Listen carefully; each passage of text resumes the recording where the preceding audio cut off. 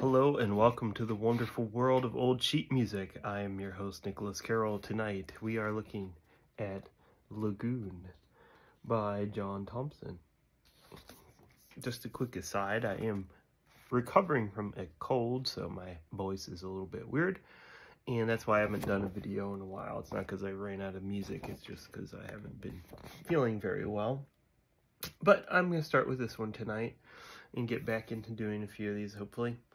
This is from John Thompson's Students series, so this is clearly a sheet music intended to be played at a student recital.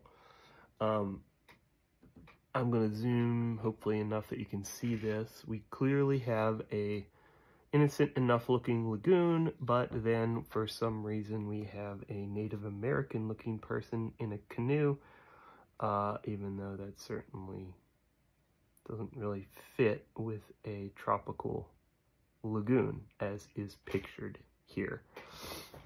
So anyone who has seen or used old John Thompson method books, these are the red covers, first grade book, second grade book, that have been ubiquitous with piano teaching for quite some time, knows that many of the older editions, nowadays we have the modern version of it. It's been updated. It's been for some time, it's not recent that it's been updated. That removes a lot of this stuff. But if you happen to have an old editions of these books, which I certainly do, and I learned from myself as a young boy, the editions I used were from the 50s, 60s and such. This piece is written in 1955.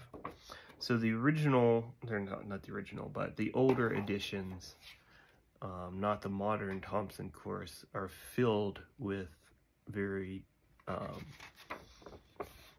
I'm just going to say racist because they are, things. There's like various songs that have like a long paragraph, like about this long. A lot of his pieces did in the original method book. And some of them were totally fine. Like if it was a Mozart piece, it would give you a whole paragraph about Mozart, when he was born and such things. But there'd be some that would be like Carry Me Back to Old Virginia would be one. And it would have this very disturbing artwork, and then it'd have this long paragraph kind of praising the good old South and all sorts of things that you wouldn't certainly not see nowadays. I bring that up because I think that lends itself to the strange depiction here.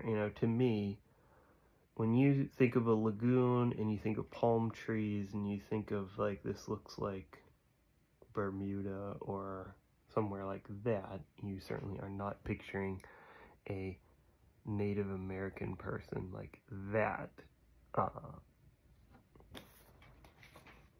So what does that say about John Thompson? I haven't done a whole lot of research on him as a person, but I think it kind of speaks for itself. Without further delving into that, since like I said, I haven't really researched it, it's just something I have observed. I feel like somebody who wanted to do some kind of research paper or even a master's thesis of some kind, I think John Thompson and racism would be a really good topic. You could probably discover a lot of interesting material about that and write a pretty good paper about it. Though I have not done that research, I'm not going to pretend that I have. This is just my observation. So this piece is 3 staves, or 3 staves is the correct term. And you will see that that is really the quote-unquote gimmick to this piece that I think they're trying to teach you. And how that works is you're using damper pedal here. That's what this symbol is if you don't play piano. And this note is played by your left hand, even though you only have 2 hands to play these notes. If you have your pedal down, you can play this and then get up to this one in time while you're still playing this with the right hand. So there aren't a whole lot of pieces that use that. Few Rachmaninoff pieces come to mind. Some Debussy pieces come to mind. You certainly don't see it often, particularly since in this case, you really could write this on the same staff and just put that down here and just put LH there, and you wouldn't necessarily need 3 staves to notate that. So it's clearly done on purpose to try to teach that concept of, you know, sometimes there might be 3 staves. So as a arranger, composer, inscriber of music myself on various computer programs, I would not notate it that way myself. It's really not necessary in this particular piece to do it that way, but I feel it's being done just to try to teach the student that concept. So this is andantino con moto, which means a bit slow with motion. So it's kind of like a contradictory term. Andantino itself is already contradictory. Andante means walking speed. Tino means a little bit. So like a little bit walking speed means it's faster than a normal andante, but then it's with motion on top of that. So it's kind of a contradictory term. Basically, you know, it's saying it's slow, but you don't want to drag it, basically, is I think what they're going for. It isn't super long, but it does have a lot, like pretty much everything is this, you know, crossing over to do the 3rd staff thing. So, like I said before on some of these videos, I am not played this before. So I'm sight reading that. It means it's not like it's a challenging piece, but it is a little confusing to read that 3 staves, you know, especially when you don't really need it, to like kind of just say, okay, why am I doing this?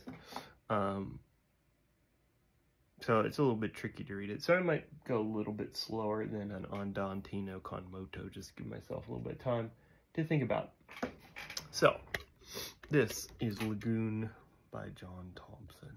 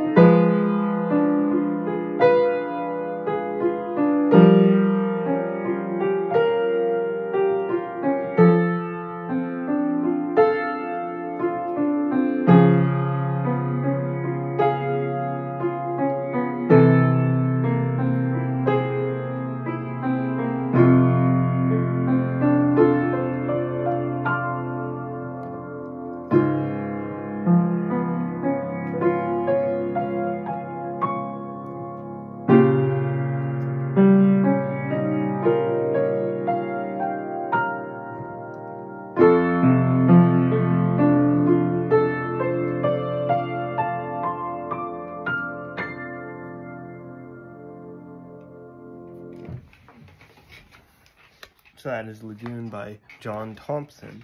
So clearly John Thompson was more of a piano teacher, method maker than he was a composer. He wasn't really famous for being a composer, but he did write, of course, teaching pieces like this one. now that I played it, it does not give me a feeling of Lagoon at all. And it really didn't give me, you know, any native sound either. And it didn't really sound tropical or, you know, anything like that to me either. It seemed more of like a drifting reverie type thing. I would have named it more something like that. It had a lot of 7 chords and tons of accidentals that were out of the key signature, and the key signature is F major, but it really wasn't in F major at all. It just kind of drifted through a bunch of different keys, lots of different accidentals.